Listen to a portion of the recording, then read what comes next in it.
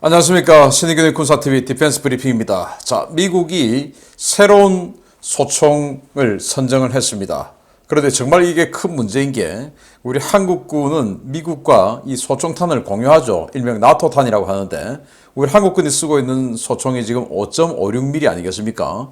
그런데 우리 한국군은 이 5.56mm에 맞추어서 뭐 차기 소총이다 해서 뭐 K2C 선정하고 이러고 있는데 미국은 6.8mm 구경의 소총을 차기 소총으로 선정했고 그걸 지금 구입을 시작했습니다. 그럼 우리하고 총 탄약 구경이 안 맞네요. 이거 어떻게 되죠? 우리 한국군 어떻게 되는지, 미국은 어떤 총을 선정했는지, 또 왜 했는지 살펴보도록 하고요. 그리고 지금 전 세계 선진국들, 특히 나토 국가들이 우크라이나에 무기, 그 중에서도 중화기를 갖다 주는 붐이 일었어요.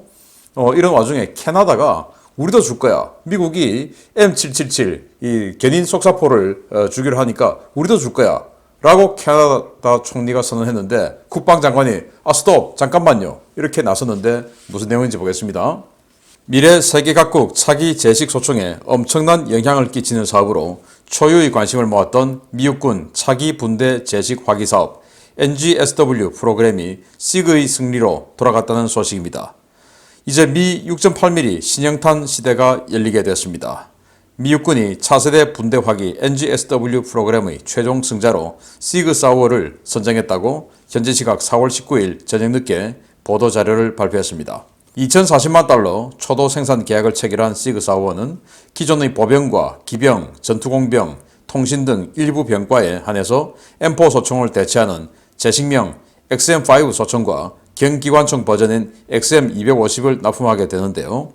미 육군은 5.56mm 탄을 사용하는 기존의 M4 소총이 사거리와 정확도, 치명률이 부족하다고 판단해서 신형 탄을 사용하는 차기 제식화기 선정 작업을 벌여왔습니다. 신형 XM5 소총은 우리 특전사에서도 소량 도입할 것으로 알려진 시그4우의 걸작 MCX의 설계를 발전시킨 모델로 이번 사업에서는 MCX 스피어라는 명칭으로 제안됐는데요.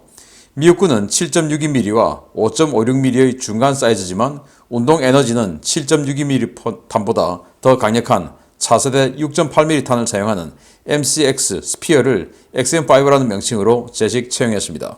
미 육군은 1차 계약으로 XM5 소총 10만 7,711정, XM250 경기관총 13,205정을 도입해 배치하고 운용 경과를 보고 전군에 확대 보급할지 여부를 최종 결정할 계획인데요. 시그4워 측은 이번 신형 모델이 위력과 사거리를 대폭 강화하고 신뢰성과 확장성을 모두 잡았음에도 4kg 이내로 중량을 억제하는 데 성공해서 전군 확대 보급에 문제가 없을 것이라고 자신하고 있습니다. 미 육군은 당분간 5.56mm와 6.8mm를 함께 사용하고 6.8mm의 운용 경과를 봐서 차기 나토 제식탄 교체 여부도 판단할 예정인데요. 6.8mm 탄은 이미 민수시장에서 상당한 호평을 받았던 탄을 바탕으로 개발된 만큼 향후 세계 각국 차기 제식 소총 사업에 상당한 변화가 있을 것으로 예상됩니다. 자, 이 총들인데요. 잘생겼습니다. 그런데 지금 우리가 가지고 있는 K2 그리고 K3 이런 거하고 비슷한 조합이죠. 비주얼은 훨씬 더 좋지만 이게 돌격 소총이에요. 그리고 이게 경기관총. 우리로 치면 K2, K3 이런데 여기는 이제 XM5 그리고 여기는 XM250 이런 이름을 붙였어요. 그래서 이거 이제 한 10만 정, 이거 이제 한 2만 5천 정 이렇게 해서 시범 도입해서 해외 파병 부대 위주로 한번 써보고 그래서 정말 효과가 좋다. 그러면 전군에 이제 확대 보급해서 M4 그리고 미니미를 대체할 예정이라고 합니다. 자, 이 미국의 소총 사업이 전 세계 표준이 되기 때문에 여기 많은 회사가 사실은 달려들었죠. 그런데 여기 시그4워는 스위스 회사 아니겠습니까? 스위스 회사가 어떻게 미군 소총 사업을 따냈을까요? 바로 미국의 현지 법인이 있기 때문입니다. 그래서 생산은 미국에서 당연히 해야 되겠죠. 여기에 트루 벨로서티 그리고 텍스트론 이런 경쟁 업체도 경쟁을 했지만 이 시그4워가 최종 승리를 했고 이 총과 함께 탄약도 조합을 해서 탄약 회사하고 같이 이제 한 조를 이루어서 경쟁을 한 겁니다. 여기 들어간 6.8mm 탄이 기존의 7.62mm 탄, 현재 나토 탄은 5.56mm죠. 7.62mm 탄보다 6.8mm가 구경은 더 작지만 장약을 더 많이 넣어서 위력이 더 강하다고 합니다. 근데 장약이 많이 들어가고 구경이 작은데도 위력이 더 강하려면 엄청난 반동으로 발사가 돼야 되지 않겠습니까? 당연히 엄청난 파워로 발사가 된다고 한 것은 반동이 심하다는 것이 되겠죠. 그래서 아주 강한 파워로 발사가 되면서도 반동을 억제하는 이게 이제 이 소총의 관건이었다고 합니다. 뭐 그것을 잡아냈겠죠. 장약이 많이 들어가다 보니까 7.62mm보다 더 작고 가벼움에도 불구하고 더 큰 운동 에너지를 보인다. 예를 들어서 M14 등에 들어가는 7.62mm 탄의 운동 에너지가 3,600줄, 그리고 M4가 1,830줄의 운동 에너지인데 여기는 이제 4,000줄이 넘어간다라고 하니까 6.8mm인데도 불구하고 7.62mm보다 10% 이상 더 강한 운동 에너지를 보이고 기존의 M4보다는 2배 이상의 운동 에너지를 보인다. 그럼 미국은 왜 7.62mm를 그동안 뭐 M1이나 이런 데 7.62mm 아니었습니까? 그걸 5.56mm를 왜 바꿨을까요? 이 7.62mm 탄이 너무 크고 무거우니까 이 탄을 많이 들고 다니기가 힘들다. 그래서 조금 더 경량화하자 해서 이제 M4 5.56mm로 갔는데 M16하고. 근데 이 5.56mm를 가지고 써보니까 처음에는 괜찮은 줄 알았는데 아프가니스탄이다 이런 데 써보니까 이 교전 거리가 의외로 지금 이 생각했던 것보다 더 길다. M4의 유효 사거리 한 600m 되는데 실제로는 800에서 600에서 800m 이 정도 거리에서 교전이 이루어지더라. 그래서 거기까지 살상력을 가질 수 있는, 그 거리까지 살상력을 가질 수 있는 탄이 필요하고 총이 필요하다라는 것들. 그리고 현대의 이 방탄복이 성능이 너무 좋아서 사실은 뭐 방탄복 입어보신 분도 아시겠지만 이제는 뭐 플레이트까지 집어넣지 않습니까? 그러니까 5.56mm로는 이걸 뭐 뚫지를 못한다. 그리고 5.56mm를 근거리에서 쐈더니 이게 탄이 이제 너무 가느니까 아예 뚫고 관통해버리는 거예요. 사실은 뭐 좀 잔인한 이야기 같지만 관통하지 않고 내부에서 뭔가 회전을 한다면 훨씬 더 강한 살상력을 보이는데 이 관통을 한다.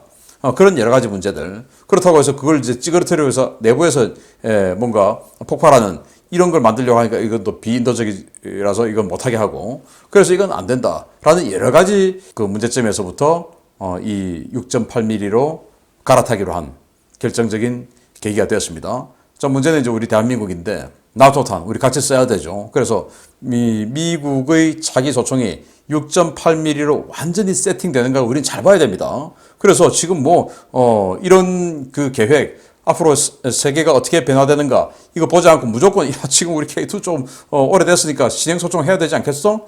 총 하자. 그래서 K2C 막 뭐 차기 소총이다 뭐다 하면서 아니 차기 소총은 지금 6.8mm로 갔는데 무슨 5.56mm 차기 소총입니까? 정신 바짝 차리고 이거 지금 봐야 됩니다. 두 번째입니다. 미국이 우크라이나에 M777 155mm 견인포 지원 의사를 밝히자 캐나다도 우크라이나에 대한 견인포 지원 의사를 밝히고 나섰습니다. 미군이야 넘쳐나는 물량 중에 일부를 제공하는 것이지만 캐나다는 면문 없는 자산을 넘기는 것이어서 논란이 커지고 있습니다. 러시아의 돈바스 대공세가 시작되면서 우크라이나 정부의 무기 지원 요청이 쇄도함에 따라 캐나다는 자국군이 보유 중인 견인포를 우크라이나에 제공하기로 했다고 저스틴 트리도 캐나다 총리가 현지 시각 4월 19일 긴급 기자회견에서 밝혔습니다. 트리도 총리는 러시아 침략군을 격퇴하기 위해 우리는 포병을 제공할 것이며 이러한 결정은 볼로디미르 젤렌스키 우크라이나 대통령이 캐나다 정부에 긴급 요청을 한 것에 대한 우리의 대답이다 라고 밝혔습니다.